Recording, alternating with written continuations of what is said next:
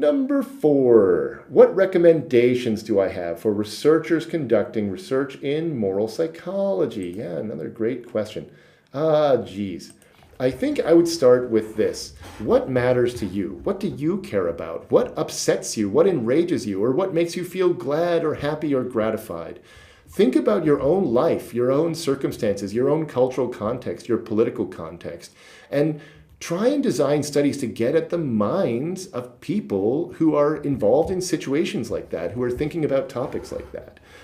Moral psychology is vast, but there's so much we have not studied, and there's tons of room to bring in new situations, new topics, new ways of thinking, new areas, and we're counting on people like you to invent stuff and bring that to the scientific literature so that the rest of us can learn about moral things we hadn't maybe considered before.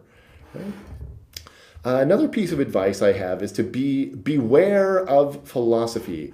A common and crucial mistake that I see is many people read some stuff about philosophy and they assume that psychology and philosophy are somehow the same thing. That if philosophers have invented an idea of utilitarianism, then somehow people's beliefs about utilitarianism are what drive their judgments. No! That's, almost never true. Okay? Philosophers maybe understand the concept of utilitarianism and perhaps they're using this abstract philosophical belief to arrive at judgments. But ordinary people out there in the world, many of them have never heard the words like deontology or virtue ethics or utilitarianism before. They do not know what these things are. And we should not assume that the psychological mechanisms they are using to arrive at their judgments are the same thing that philosophers are using.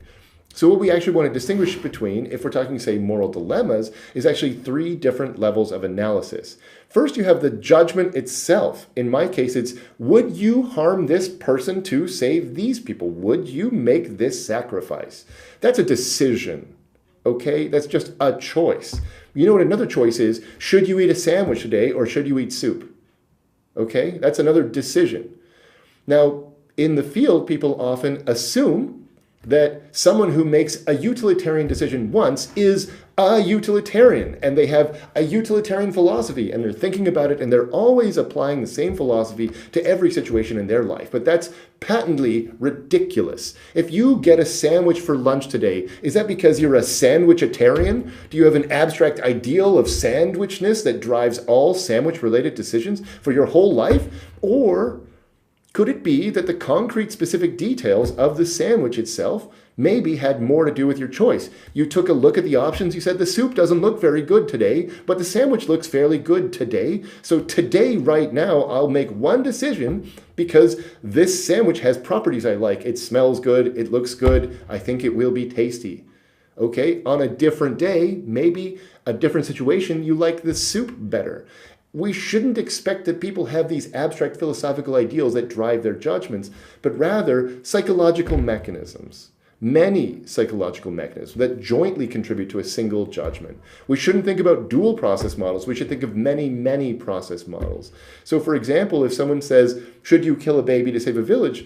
There'll be features like your emotional reaction to causing harm and what it means for your implications of your self-concept, as well as your emotional reactions to the harm that the victim will suffer and the consequences for them, as well as your emotional reaction towards the group and the harm that they will suffer, as well as your logical processing about overall outcomes of the group, as well as your knowledge of cultural norms and moral rules, as well as religious ideals, as well as who the people are in the context and who you are and who your audience is and how you want to present yourself to your audience in this situation, okay? There's so much more going on than just emotion says don't hurt and logic says do hurt. That's a very simplistic way to think. And in my view, there's so much more going on. We want to be thinking as well about social cognition, metacognition. When people make a judgment, even in our studies, they're not just expressing an opinion. They're hoping that you, the researcher, or some other person who views their judgment will think well of them. They will think that, oh, this was a good judgment and this is a good participant. That's how people care in the moral domain. Judgments are social and they're They're socially contextual, and they're influenced by the audiences that we have and how we view ourselves and how we want to be viewed. And we need more work thinking on those ways. In those ways. Okay, question number 5. Are today's moral studies sufficient to understand the morality of daily life? Yeah, interesting. So every study design has strengths and weaknesses. And so a lot of people like to complain that, say, typical moral dilemma studies are very hypothetical and therefore they don't map well onto everyday life. I disagree, and I'm annoyed at this complaint. I think it's a product of not thinking very hard about what's really going on in sacrificial dilemma studies. Okay? There's a paper 2012, Cushman and Green, called Finding Faults, and they argue that moral dilemma studies have poor external validity in that the topics are often not mapping that cleanly onto everyday life, but they have high internal validity because what you can do is you can fine-grain manipulate very specific features of the situation and show how those specific fine-grained features uniquely influence people's responses. You have this degree of precision and control that you do not have in more everyday life type scenarios and situations. And those fine-grained control allows us to, as they say, illustrate faults in moral thinking, or sort of understand the elements and the components of moral thinking that may be difficult to disentangle in more realistic scenarios. That said, those are the strengths and the weaknesses of that paradigm. What we want to be doing is balancing out tight, controlled experimental designs with more externally valid but messier real-life studies and studies about people's real opinions about real things. So we need studies that are doing both of these things and combining them. And there is an increasing uptick in studies looking at realistic dilemmas, including some work from my own lab, some work from Anita Kerner. Dries Boston in Kent has been doing some studies on people shocking mice and now shocking humans. He's just published several worthwhile papers worth taking a look there. But let me come back to this idea that complaining about the hypotheticality involves a failure of imagination. Because in my view, the core structure of a moral dilemma is the idea that there's some bad problem, some harm is coming, and it's not your fault. But that's how the world is. So a disease is coming, an economic disaster is coming, enemies are coming, or long-term problems are coming. And the only way to fight that effectively is to instead to step up to the plate and to make a tough choice today, so that you become the one causing the harm. You're now the problem, but the harm that you're causing is going to be limited in scope and hopefully prevent the greater harm. So an example would be governments during COVID. A pandemic is coming. Okay, what do? A lot of governments shut down their societies and locked people in their homes. And those people, people got bored, people had many problems, people lost money in small businesses, and so on. These were harms caused directly by the world's governments. But the goal of those harms was to prevent the greater harm of COVID from spreading faster and killing more people. Okay? And so that's a real world scenario that has the structure of a moral dilemma, and arguably thinking about the pandemic is like thinking about a moral dilemma, but people get too hung up on the hypotheticality of specific scenarios. Another example would be taxes. Many people view taxes as taking away something you earned, your salary, but then in theory providing roads and schools and hospitals. So taxes have the structure of a moral dilemma. What about military interventions, right? Every military commander in history has ordered their soldiers to confront the enemy, knowing that some of their soldiers will perish. Okay, it is literally a trolley dilemma. We're going to kill these people, and hopefully it's going to create this better outcome for our nation, our society, for the future. We're going to prevent our enemies from hurting our people, and so on. So every military operation in human history has the structure of a moral dilemma. And there's so many other examples. People complain about high-speed rail because of the environmental destruction caused by building the high-speed rail, except that the goal of high-speed rail is to ultimately benefit the environment. So in order to benefit the environment, we have to cause some environmental damage. Some people say no amount of damage is worth it. Other people say the outcome is worth it. It's a moral dilemma. So what we need to be doing is thinking about many, many real life situations and in what ways they are structurally similar to moral dilemmas, and then applying the theories that we gain from these abstract studies into these everyday situations. Okay. Number 6, what aspects should researchers pay attention to in their studies? Yeah, so what I suggest is that we think carefully about what is the psychological mechanism that you are thinking is responsible for results in your study. And think about exactly what is this? What are people thinking? What are situations that should increase this thinking? What are situations that should reduce this thinking? What individual differences should matter? Which people should score higher on this? Which people should score lower on this? Once you start thinking about individual differences and situations related to this specific mechanism, you have the bedrock for testing to what degree does this mechanism cause things to change in your dependent variable. And again, what I'm thinking, I'm recommending thinking about psychological mechanisms. So things like affective reactions to harm, or cognitive evaluations of outcomes, or general inaction tendencies, or strategic self-presentation, rather than something like utilitarian thinking, which I do not think describes the vast majority of what people are doing when they're making judgments and decisions in the moral domain. Another thing I would recommend is that when you are designing your materials in a study, you want to start with so-called sledgehammer manipulation. You want to start with a really powerful and strong, clear manipulation or description of what you're trying to study.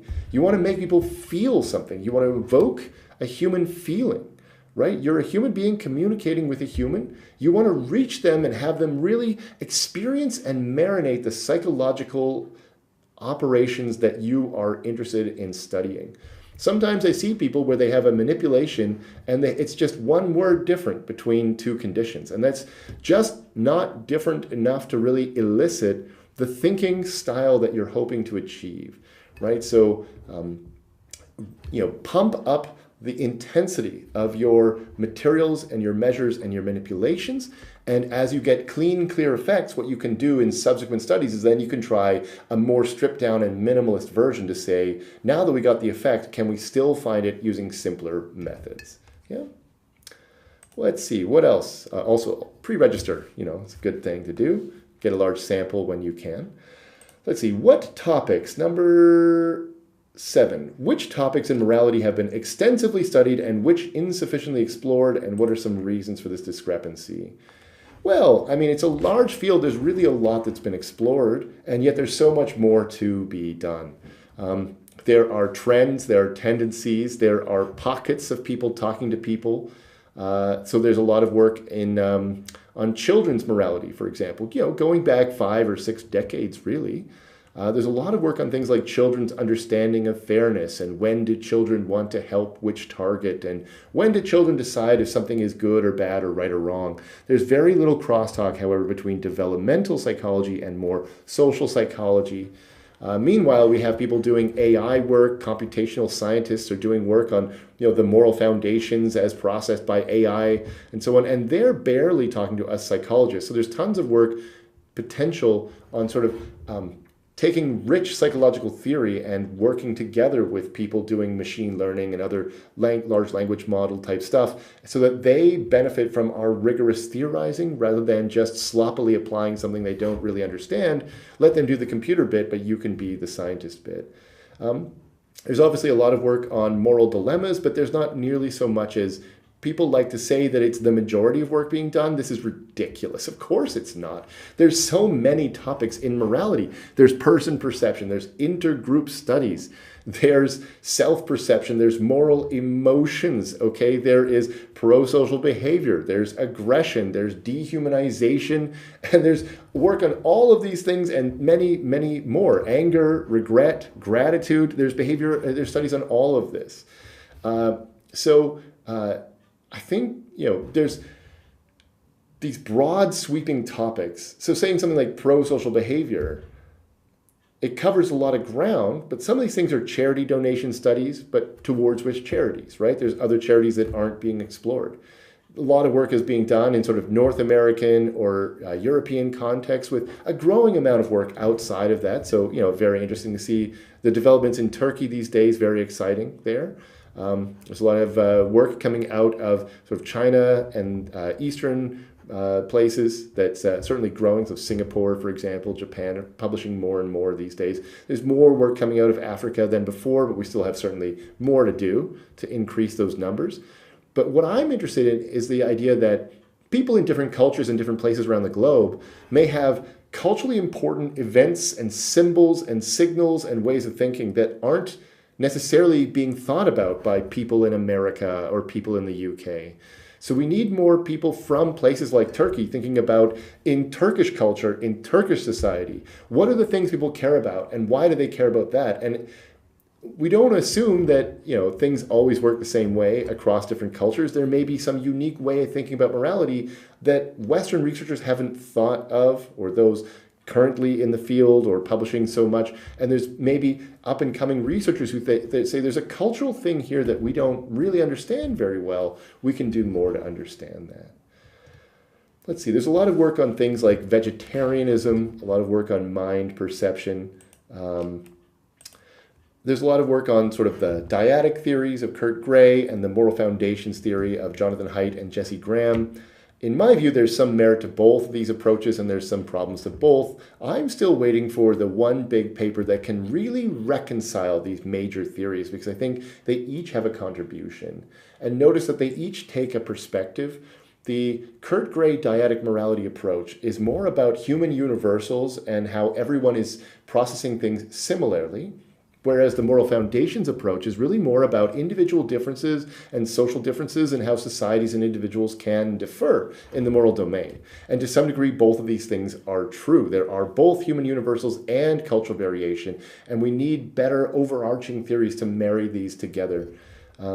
There's also growing interest, I believe, in what this topic you might call the dark side of morality. Paul Bloom has recently been talking about bad morality, or the way that morality can be used as a weapon to punish people that you disagree with, like political outgroup members or people that you see as lesser or bad somehow, and that some people may be using moral words, thoughts, and ideas and emotions, not so much because they're trying to make the world a better place or be a better person, but because they see that as an opportunity to gain power, influence, and control. So I think this is an interesting direction for people to move in. And one last thing that I'll say is that in our modern polarized world, there's lots of work showing that you can increase polarization and conflict between groups on moral lines, especially by ramping up emotion and making people think about the harm involved. But it's not yet very clear how to reduce polarization, reduce this moral conflict. Is there a way to get two people who morally disagree to understand one another better and maybe get along better, see points of moral agreement? There's certainly more work that needs to be done there. So hopefully you find that interesting and helpful, and I look forward to your thoughts and comments. Thank you.